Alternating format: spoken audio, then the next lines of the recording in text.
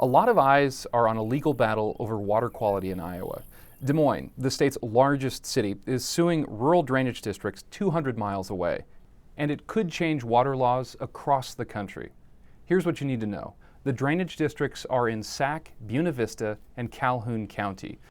They all straddle the Raccoon River, and Des Moines gets a lot of its drinking water from that river. But the Raccoon is increasingly contaminated by nitrates. Nitrate levels are often so high, the water is unsafe to drink. The Des Moines Water Works has to run a massive filtration system to clean it up. Nitrates most often come from farm fertilizers and manure that wash into the river through ditches and drainage tiles, basically pipes buried underground by farmers. The county boards and farmers say their contribution to the nitrate problem is negligible, but the Des Moines Water Works wants the courts to force farmers to clean it up. Last year, the Des Moines Water Works says they spent $1.5 million removing nitrates from the water. Here's why the lawsuit matters.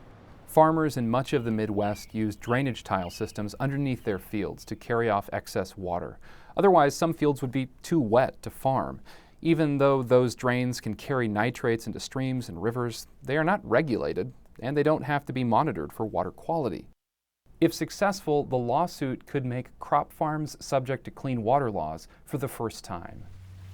Farmers have not exactly been ignoring nitrate runoff. $3 billion in federal funding have been spent on voluntary conservation programs in Iowa over the last decade. The state put $12 million into conservation programs over the last 3 years. That money has paid for strips of grass along fields to suck up nitrates before they can escape, and trenches of wood chips called bioreactors to filter water, and cover crops to grow during the off-season and hold nitrates in the soil.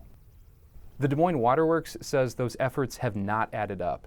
2015 was a record year for high concentrations of nitrates in the Raccoon River. If the court rules in favor of Des Moines, it could lead to mandatory monitoring and federal and state regulation.